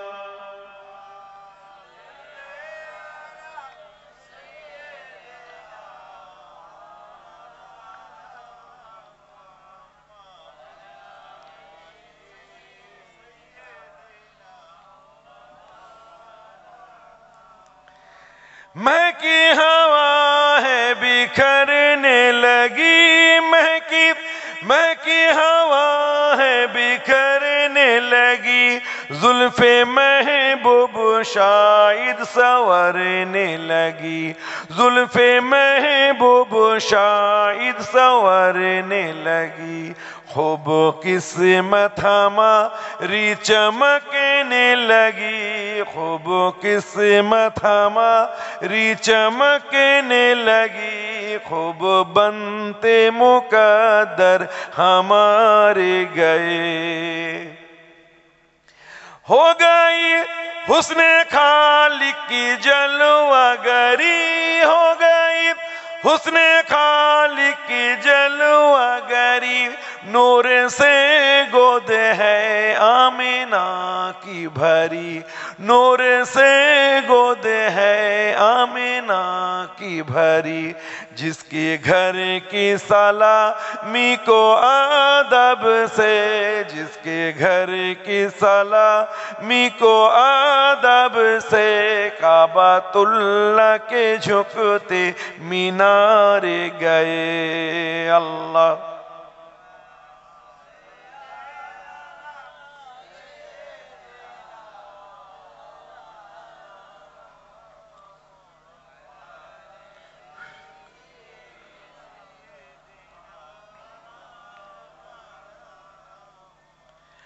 आज के रोज खुशियां मनाएंगे हम, आज के रोज खुशियां मनाएंगे हम, गीते शाह मदीना के गाएंगे हम, गीते शाह मदीना के गाएंगे हम, जिनके आमद पे हर एक गुनहगार को, जिनके आमद पे हर एक गुनहगार को, मगफिरत के लिए मैं सहारे गए। लाए तशरीफ दुनिया में जब मुस्तफा, लाए तशरीफ दुनिया में जब मुस्तफा, बहरे उम्मत का सजदे में सर झुक गया, बहरे उम्मत का सजदे में सर झुक गया, उनके सजदे की अज़मत का क्या कहना, उनके सजदे की अज़मत का क्या कहना, आसियों के गुनाह धुल सारे गए। आज महबूब का यौमे मीलाद है, दोनों आलम सजाए सवारे गए। अल्लाहुम्मा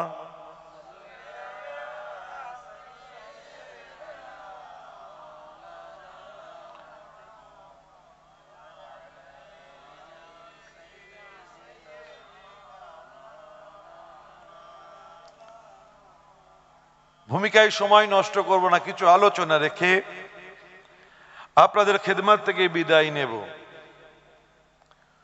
ও আমার ভাইজানেরা, আমাদের সকলের মনের ইচ্ছা, মনের কামনা বাসনা, যারা মোমেন, বিশেষ করে যারা দাদা পীরের সিলসিলার মানুষ, আহলে সুন্নাতুল জামাতের অনুগামী অনুসারী যারা রয়েছেন, যাদের সাথে ওলিদের নিসবত রয়েছে, তারা সকলেই চান যে আমার যেন জীবনে একবারও আমার রাসূল পাকের মাজার মোবারকে যেন হাজিরি হয়। আপনারা চান? যারা অন্য কোম্পানির লোক রয়েছে, মানে 4 ইমামের ফলোয়ার ছাড়া অন্য কোম্পানি, এদের আমি অন্য কোম্পানি বলি, গুস্তাকে রসুল, বিয়াদবে রসুলের দলের লোকেরা যারা রয়েছে এখানে নেই আলহামদুলিল্লাহ।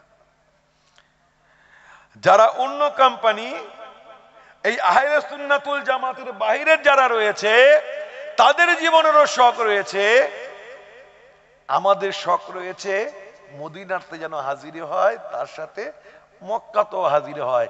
তাদের কিন্তু শখ রয়েছে মদিনাতে হাজির হলেও হবে, না হলে হবে, মক্কায় যেন হাজির হতে।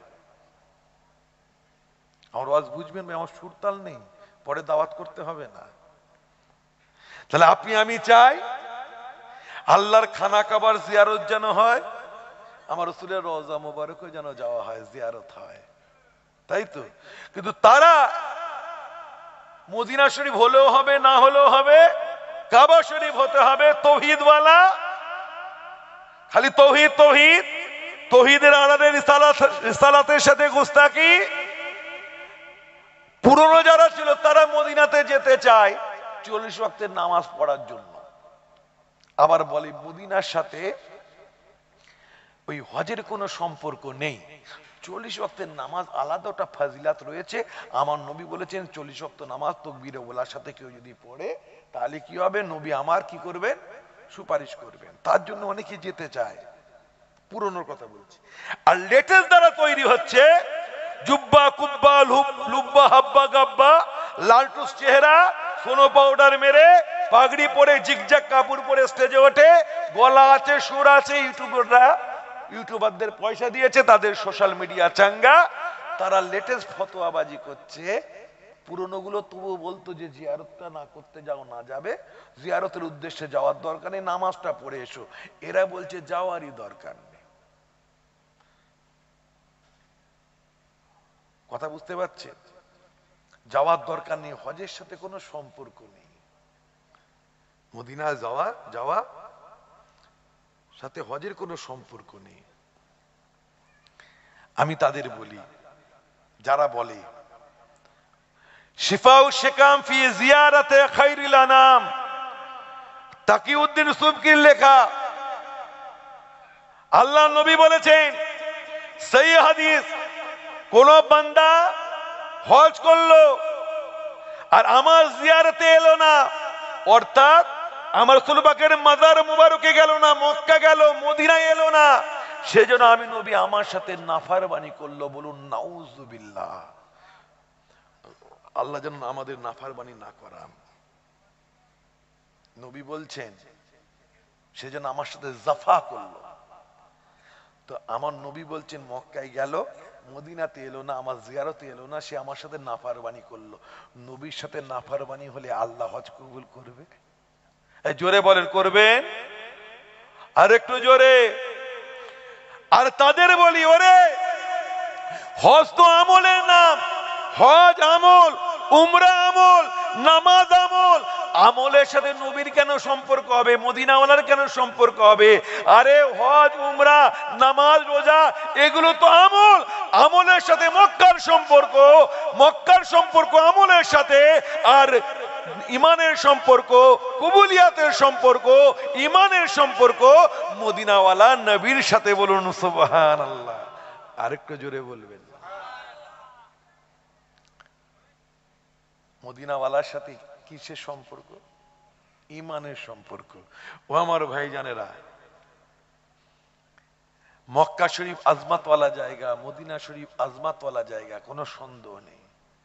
আর একটি আজমাতওয়ালা জায়গা রয়েছে, যে জায়গার জন্য, যে স্থানটার জন্য, যে মসজিদের জন্য আজকে ফিলিস্তিনের ভাইরা তারা নিজেদের বাল বাচ্চা, আবাল বৃদ্ধ বনিতা সব কুরবান করে দিচ্ছে। কি ভাই ঠিক না ভুল কথা বলে? বাইতুল মুকাদ্দাস, ওটাও আজমাতওয়ালা জায়গা।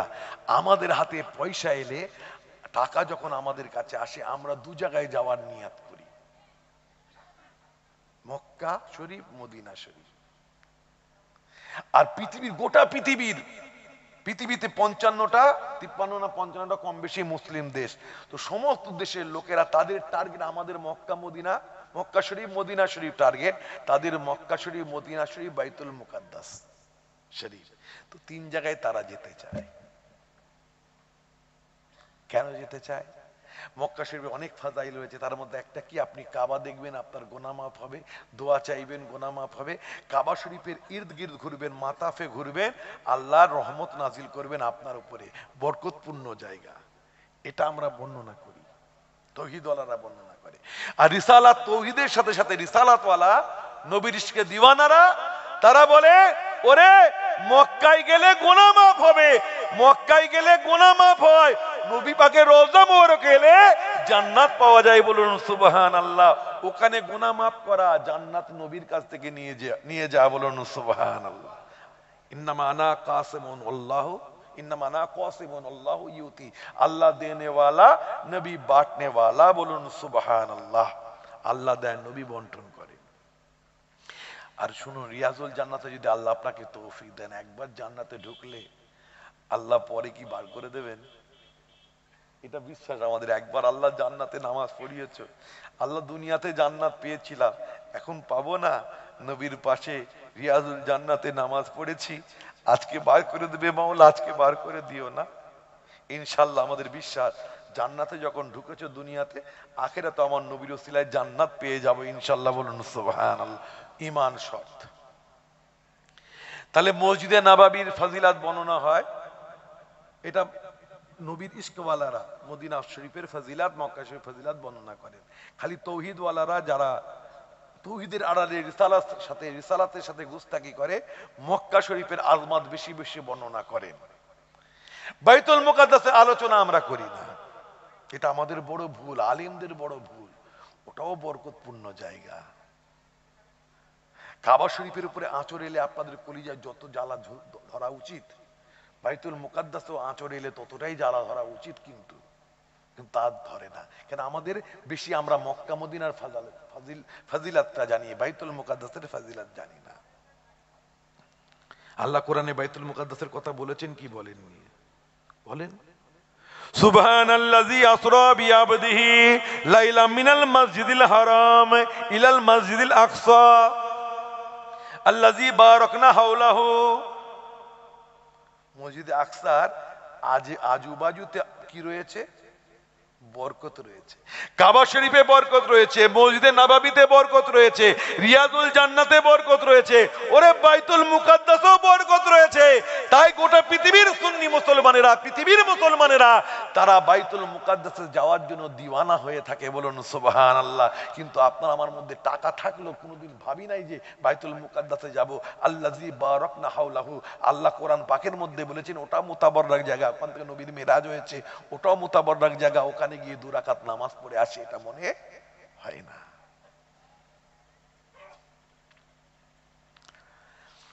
আপনি 3টে মসজিদে আপনি বেশি নামাজ ইবাদতের জন্য বেশি নেকি পাবেন, নিয়াত করে 3টে মসজিদে আপনি যেতে পারবেন। ভালো করে শুনুন, আমি আবার আমার জায়গায় ফিরে আসবো। 3টে জায়গায় আপনি যেতে পারবেন, বেশি নেকি পাবেন মনে করে। লা তাশুদ্দুর রিহালা ইল্লা ইলা সালাসাতি মাসাজিদা। আল্লাহ নবী বলেন 3টে মসজিদ ব্যতীত তোমরা ভ্রমণ করবে না। কিসের লেগে? কিসের জন্য? বেশি নেকি পাবো, বেশি সওয়াব পাবো, এই ভেবে 3টে মসজিদ ছাড়া অন্য কোনো মসজিদে সফর করা যাবে না।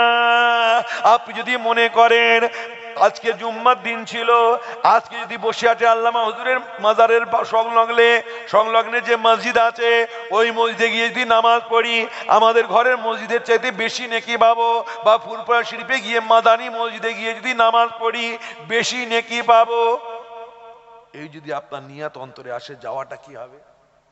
নাজায়েজ হবে। কথা বুঝতে পেরেছি?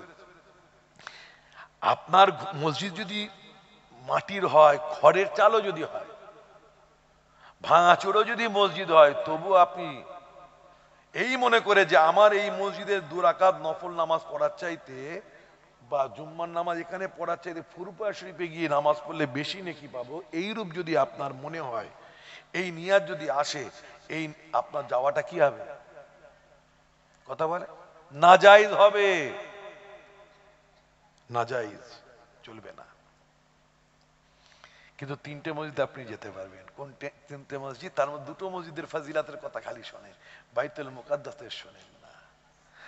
মসজিদে হারাম বাইতুল্লাহ শরীফে যদি কেউ 1 রাকাত নফিল নামাজ পড়ে, আল্লাহ রব্বুল আলামিন তার আমলনামায় 50,000 নফিল নামাজের সওয়াব লিখে দেবেন। কেউ যদি আমার নবী পাকের রওজা মুবারকের সংলগ্ন মসজিদের সাথে রওজা, ওই মসজিদে নববীতে যদি কেউ নামাজ 1 রাকাত পড়ে নফিল নামাজ, তার আমলনামায় আল্লাহ রব্বুল আলামিন 50,000 নফিল নামাজের সওয়াব লিখে দেবে। আর বাইতুল মুকাদ্দাস। এক রাকাত নামাজ যদি আপনি পড়েন জেরুজালেমে, ইসরায়েলের দখলে যেখানে যুদ্ধ চলছে, ওই মসজিদে যদি এক রাকাত নাফিল নামাজ পড়েন, আল্লাহ পাক রব্বুল আলামিন আপনার আমার আমলনামায় 50,000 নাফিল নামাজের সওয়াব লিখে দেবেন। বলুন সুবহানাল্লাহ। আরেকটু জোরে বলা যাবে না? ওখানেও বরকত রয়েছে, রহমত রয়েছে, নেকি আছে। আজকে ফিলিস্তিনের সন্তানেরা তারা কেন লড়াই করছে? কিসের জন্য? তারা তাদেরকে এত অফার দিচ্ছে, তোমাদের যা ঘরবাড়ি যা কিছু নষ্ট হয়েছে, তোমাদের সম্পত্তি যা কিছু নষ্ট হয়েছে, সব আমরা ফিরিয়ে দেব, crore crore million million dollar দেব, তোমাদেরকে করোড়পতি করে দেব, তোমাদের কোনো চিন্তা ভাবনা থাকবে না, খালি আমাদের দাসত্ব করতে হবে। দরজা যখন খুলবো তখন মসজিদে আকসায় নামাজ পড়তে পারবে, দরজা বন্ধ করে দিলে বুকে লাথি মারবো যখন বেরিয়ে চলে যেতে হবে। তারা যে ওখানে যুদ্ধ করছে কিসের জন্য বলুন? আর যুদ্ধ করার মানসিকতাটা কেন হচ্ছে তাদের? যুদ্ধ করার ওই মানসিকতা আল্লাহর প্রতি ভালোবাসা, রসুলের প্রতি ভালোবাসা, আমার আল্লাহর ঘর, আল্লাহ নিশানি বাইতুল্লাহ, বাইতুল মুকাদ্দাসের প্রতি বেতাহাশা, বেহাদ মোহাব্বত তাদের অন্তরে পয়দা হয়েছে না হয়নি? জোরে বলুন। আমাদের অন্তরে হয়নি কেন? সন্ধ্যা থেকে, এই ছোটবেলা থেকে 40 বছর 50 বছর 60 বছর বয়স হয়ে গেল, সারা জীবন আলেম ওলামাদের মুখে শুনছেন নবীকে ভালোবাসতে হবে, আল্লাহকে ভালোবাসতে হবে, মা বাপ পাড়া প্রতিবেশীর চাইতে, জানের চাইতে, তারপরে কত রকম ভালোবাসার আওয়াজ শুনছেন। সাহাবারা নবীকে কত মোহাব্বত করেছেন, মোহাব্বত করতে হবে, মোহাব্বত পয়দা হলো না, তাদের পয়দা হয়েছে। আপনার আমার কলিজার মধ্যে বেতাহাশা মোহাব্বত নেই আল্লাহর প্রতি, মিথ্যা কথা। যদি আপনাকে প্রশ্ন করি কাকে বেশি ভালোবাসো, ফর্মুলার মতো বলবেন আল্লাহ, তারপরে রাসূলুল্লাহ, তারপরে বাপ, তারপরে মা, ফর্মুলা। হাকিকাতে আল্লাহকে আপনি আমি ভালোবাসি না, আমিও ভালোবাসি না, আপনিও ভালোবাসেন না। রসুলকে হাকিকাতে আপনি আমি ভালোবাসি না, ভালোবাসা অন্তরে পয়দাই হয়নি। তাদের অন্তরে পয়দা হলো কেন? তারা কেন লড়াই করছে? যাতে পৃথিবীর মানুষ নির্বিঘ্নে এই মুকাদ্দাস আল্লাহর ঘর এখানে যেন এসে 2 রাকাত নফিল নামাজটা পড়ে যেতে পারে বিনা বাধায়। কথা বুঝতে পেরেছেন? 2 রাকাত নামাজ আপনি আমি পড়বো ওখানে গিয়ে, কিংবা 100 1000 রাকাত, তার জন্য লড়ে যাচ্ছে। তাদের নামাজ পড়তে দেবে, শর্তে লেখা আছে তোরা পড়, বাইরের কাউকে পড়তে দেব না, তোরা আত্মসমর্পণ কর। কেন? তা তাদের, আচ্ছা ভাই একটা কথা এখানে বলি, আপনাকে যদি আপনি জীবনে মারপিট করেননি, আপনার আব্বাকে যদি কেউ কলার ধরে মোড় মাথায় ধরে মারে, আপনি প্রতিবাদ করতে যাবেন? অন্যায় ভাবে যদি মারে যাবেন তো? আপনাকে গালি দিয়েছে, আপনার কলিজাতে জ্বালা ধরেনি, যেই বাপ তুলেছে আপনার কলিজার মধ্যে জ্বালা ধরে গেল, বাপ তুললি। আপনি জীবনে মারপিট করেননি, কিন্তু আপনার বাপের গায়ে হাত দিয়েছে, আপনি সহ্য করতে পারেননি, আপনি মারামারি করতে চলে গেছে। আপনার মাকে হেনস্থা করেছে, আপনি থাকতে পারেননি, আপনি প্রতিবাদ করছেন। কেন? আপনার মায়ের প্রতি, আপনার বাপের প্রতি বেতাহাশা মোহাব্বত, বেহাদ মোহাব্বত রয়েছে তার জন্য। কথা বুঝতে পেরেছে? আল্লাহর ঘরে হামলা হয়, কলিজাতে দাগ কাটে না। কথা বুঝতে পেরেছেন? আমরা না হিন্দুস্তানে একটা ছোট জায়গায় গোটা পৃথিবীর মুসলমানদের কথা বলছি, তাদের কলিজা ফাটে না, তাদের ফাটছে খুব কম সংখ্যক মুসলমান।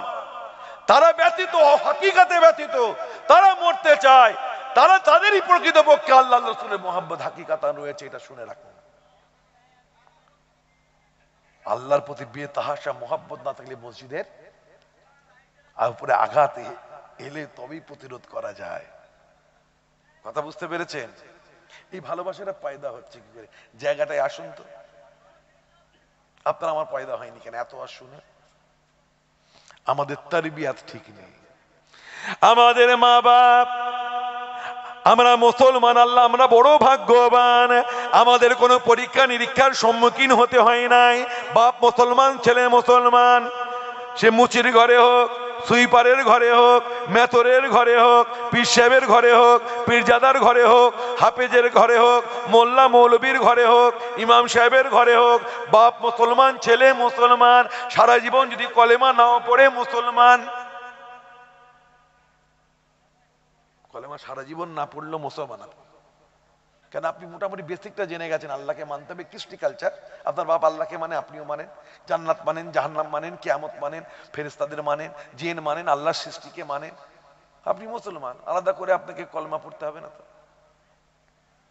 আমাদের বাপ মা আমাদের ছেলেদের শেখায় একটু বড় নামাজ পড়তে হবে, আসসালামু আলাইকুম, ওয়ালাইকুম আসসালাম দাও মানুষকে, নামাজ পড়তে হবে, রোজা রাখতে হবে, আমলের শিক্ষা দেয়।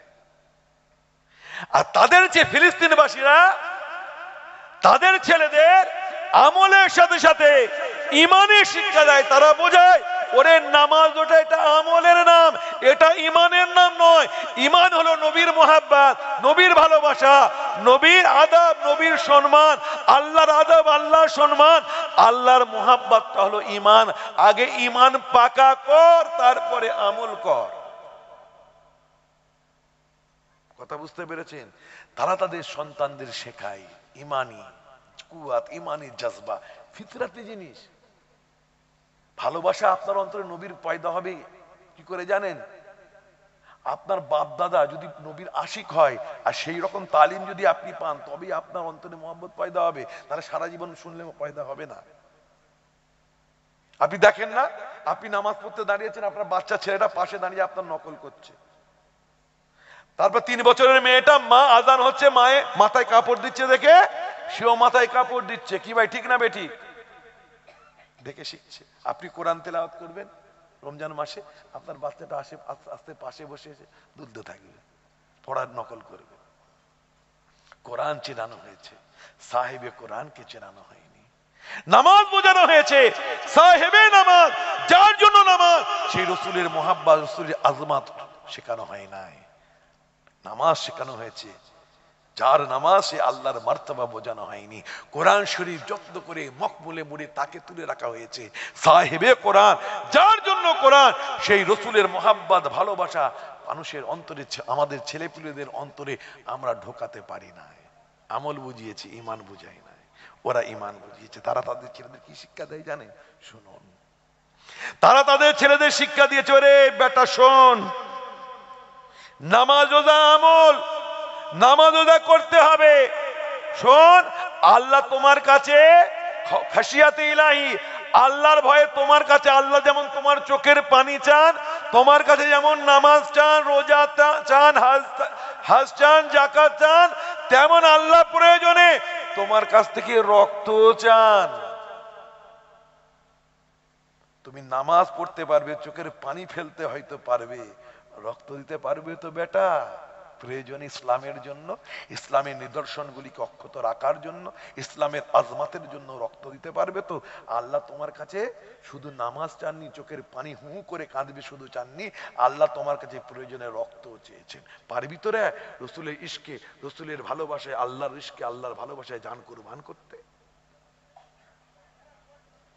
ছেলে মারা যাচ্ছে, বড় ছেলে মারা গেছে, বড় ছেলে মারা যাচ্ছে, ছোট ছেলে মারা যাচ্ছে, হাউ হাউ করে কাঁদছে। মা কাঁদতে কাঁদতে আরেক ছেলেকে বলছে, বেটা দেখ, তোর ছেলের আজকে, তোর ভাইয়ের আজকে হাত ভেঙে গেছে, টুকরো টুকরো হয়ে গেছে, চোখ উপড়ে গেছে, কল্লা ধর থেকে আলাদা, গোটা শরীর ঝাঁঝরা, বোমের আঘাতে গোটা শরীর ঝাঁঝরা হয়ে গেছে।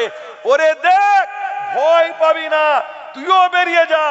এক ছেলে জিহাদের ময়দানে, এক ছেলে শহীদ হয়েছে, শরীর বটি বটি হয়ে গেছে, ওরে তুইও শহীদ হবি। ওরে তোর ভাইটাকে দেখ, মনে হচ্ছে অনেক কষ্ট পেয়েছে।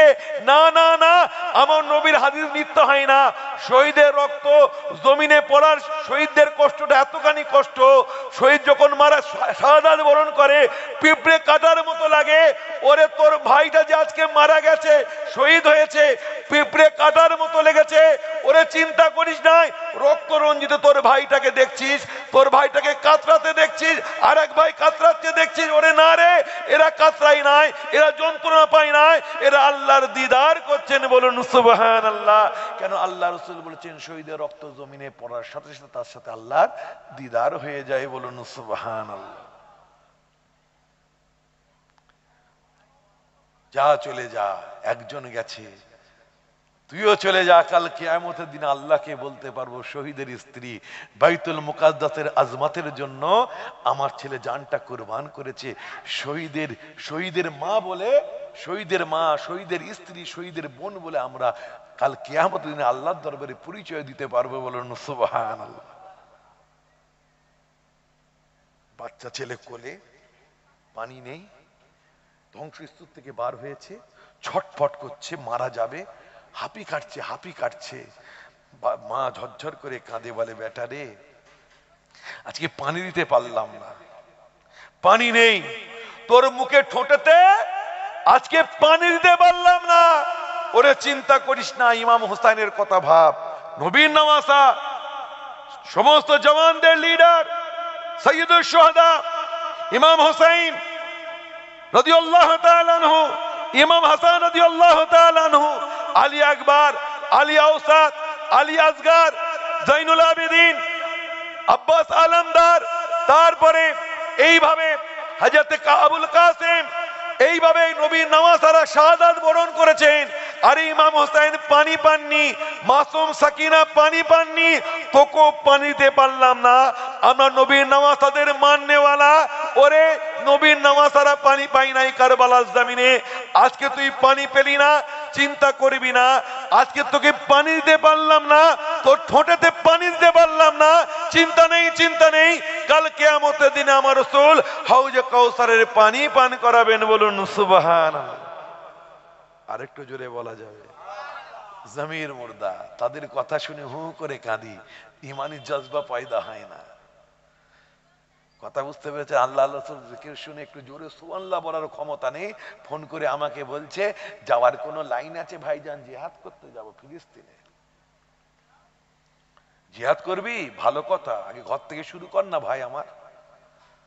তোমাদের গ্রামে জালসা হয়, যাও, বাজারগুলো বসে, ছেলে মেয়ে কত রকম জিনা হচ্ছে, যাও, দোকানগুলো তুলতে পারবে? গ্রামে মদের ঠেক রয়েছে, মুজাহিদ হবে, মদের ঠেকটা তোলো দেখি। বেপর্দায় যদি কোনো মেয়ে বাইরে ঘরে, সেই পরিবারকে বয়কট করা হবে, ঠ্যাং ভেঙে দেবো, বাড়ি যা। সুদ দিচ্ছে, সুদ খাচ্ছে, পণ নিচ্ছে, পণ দিচ্ছে, সেই বিয়ে খাচ্ছ, সুদের বিয়ে, পণের বিয়ে খাচ্ছ, বয়কট করতে পেরেছো? মস্তানি করছো? মস্তান হও, আমি চাই তুমি মস্তান হও।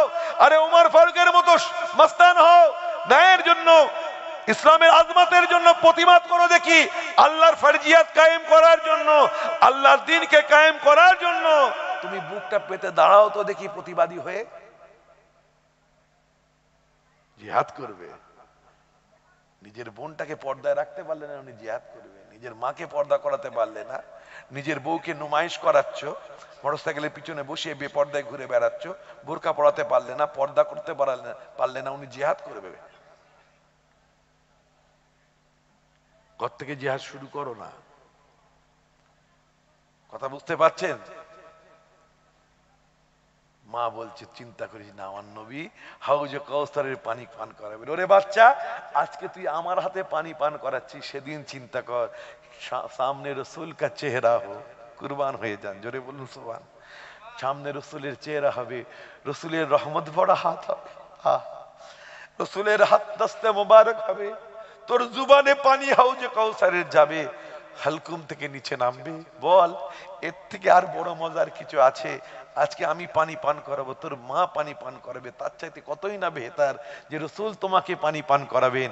রসুলের চেহারাটা তোমার সামনে হবে, রসুলের আদর, রসুল তোমার মাথায় হাত বোলাবেন, রসুল তোমার গালে পানি দেবেন, তোমার হালকুম থেকে পানিটা নিচে নামবে। এর থেকে সুনেহরি ঘড়ি আর কি হতে পারে বলুন সুবহানাল্লাহ। এর থেকে সুন্দর ঘড়ি আর কি হতে পারে? তারবিয়াত করুন ছেলে মেয়েদের, রসুলের ইশকের চেরাগ আমাদের ছেলে পিলেদের অন্তরে জাগান। কথা বুঝতে পেরেছেন? যারা সৎ আকীদার আলেম ওলামাদের, হাক্কানি আলেম ওলামাদের দাওয়াত করে রসুলের জিকির বেশি বেশি শোনেন, ঈমান তাজা হবে। আমাদের ছেলে পিলেদের মধ্যে রসুলের ইশকের চেরাগ জ্বলবে। মা বোনেরা ওই কার্টুন না, কার্টুন আর ওই লাইলা মজনু, হাট্টিমা টিম টিম, মাঠে পাড়ে ডিম, রাতে বেলায় না শুনিয়ে ঘুম পাড়াবার সময় কি বলে আর কি, ছেলে ঘুমাবে, পাড়া জোড়াবে, বর্গি এলো দেশে, সব বাদ দিয়ে একটু নবী সাহাবারা নবীকে কেমন মোহাব্বত করেছেন, সাহাবা হুজুরদের জীবনী, আমার রাসূল পাকের আদর্শের কথা, অন্যান্য নবীদের জীবনী একটু শোনাবেন। ভালো সোহবতে ভালো হয়, খারাপ সোহবতে খারাপ হয়। তুমি যদি তোমার অন্তরে সবসময় নবী নবী থাকে, যদি তোমার চর্চা নবী নবী যদি থাকে, তোমার ছেলেটারও তাই হবে। তুমি নামাজি হলে ছেলেও নামাজি হবে, বেশি আশা করা যায়। মা পর্দা নশিনা হতি হ্যায় তো ভি বেটি পর্দা নশিনা হতি হ্যায়। মা যদি পর্দা নশিনা হয়, বেটিও পর্দা নশিনা হবে, বেশি আশা করা যায়। কথা বুঝতে পেরেছে? মা নামাজি হলে বেটাও নামাজি হবে, মা কোরআন তেলাওয়াত কান্নাওয়ালা হলে বেটিও হবে, এটা বেশি আশা করা যায়। 4 বছরের কুতুবউদ্দিন, তার আম্মা জান খাজা কুতুবউদ্দিনের আম্মা জান হাজরতে কুতুবউদ্দিনের হাতটা ধরে কোথায় নিয়ে গেছেন? ওস্তাদের কাছে নিয়ে গেছে। ওস্তাদের কাছে নিয়ে গিয়ে খাজা কুতুবউদ্দিন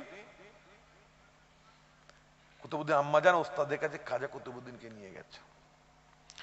ওস্তাদের কাছে নিয়েছে, সালাম দিয়ে বলেন, আয় ওস্তাদজি, আমার 4 বছরের কুতুবউদ্দিনকে আমি আপনার দরবারে সুপর্দ করে দিলাম।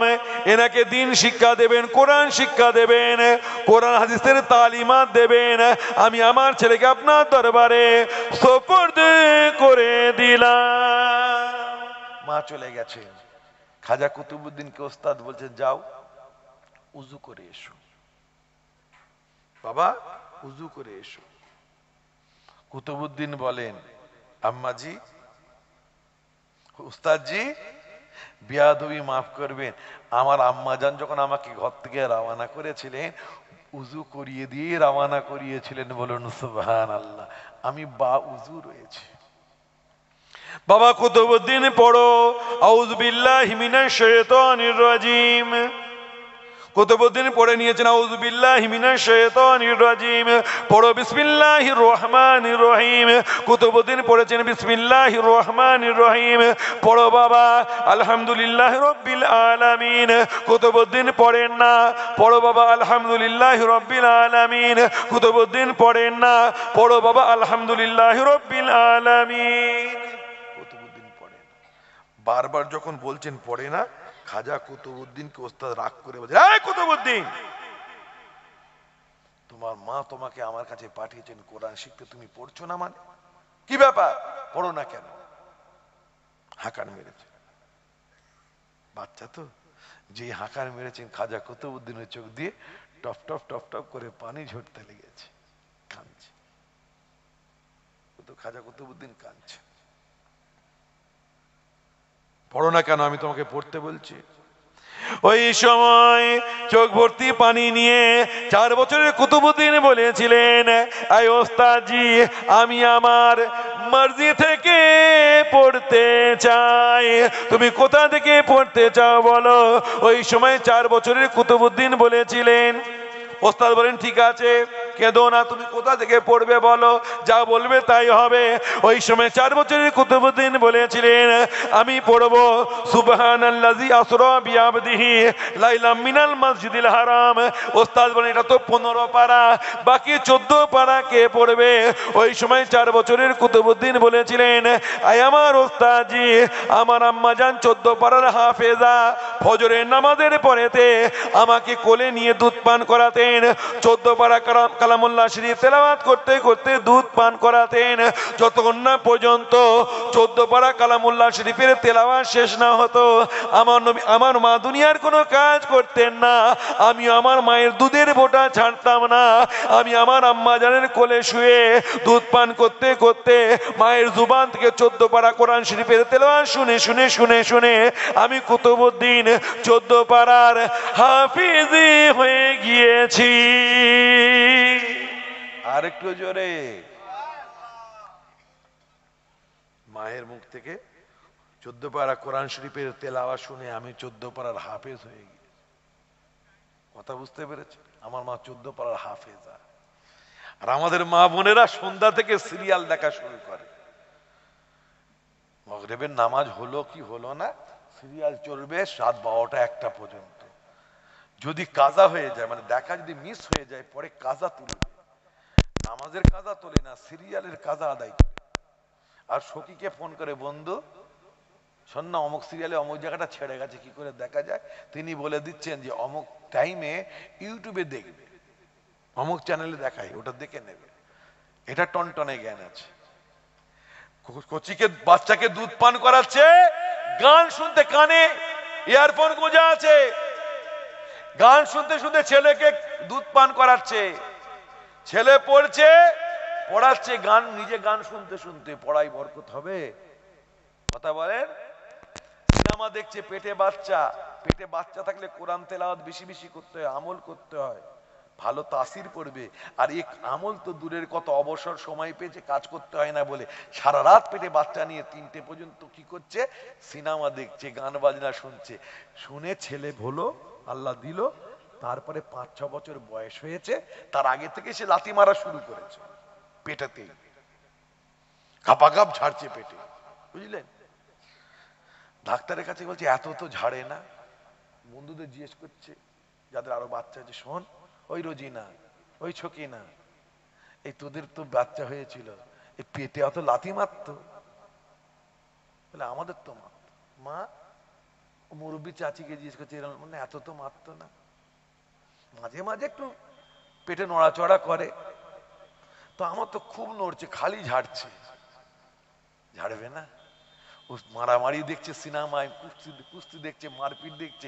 ছেলে বলছে আমি এখন থেকেই চালু করে দিলাম, খালি বেরোতে দেরি, পেটেই ঝাড়ছে, খালি বেরোতে দেরি। তারপরে একটু বড় হবে, শয়তানের ধাড়ি তৈরি হবে, গাছে উঠে মুদবে, মাদ্রাসায় ভর্তি কর, মাদ্রাসায় ভর্তি করো। যে ছেলেটা গাছে উঠে মুদবে তাকে মাদ্রাসায় দেবে, যেটা বিয়ারা সে মাদ্রাসায় যাবে। কথা বুঝতে পেরেছেন? এই তো অবস্থা। ভালো পারুয়ারি সে ভালো হয়। ফুরফুরা শিল্পে গিয়ে একটা তাবিজ দেন না, মাশাল্লাহ, পীরনগর দরবার শরীফ থেকে আব্দুল আজিজ রহমাতুল্লাহ হুজুরের নাতি, আমার ভাই জানাব মাওলানা আবুল বাসার ভাই এসেছেন। আপনারা খুশি না বাজার, একবার তাকবীর দেন না? আরে তাকবীর। ভাই আমার আলোচনা করে, বাসার ভাই তো নাকি? হ্যাঁ ভাই, আমার আমার আত্মীয়, জানেন তো, হ্যাঁ, আমার সব রক্তের সম্পর্ক সব। ভাই আমার ওয়াজ করবেন।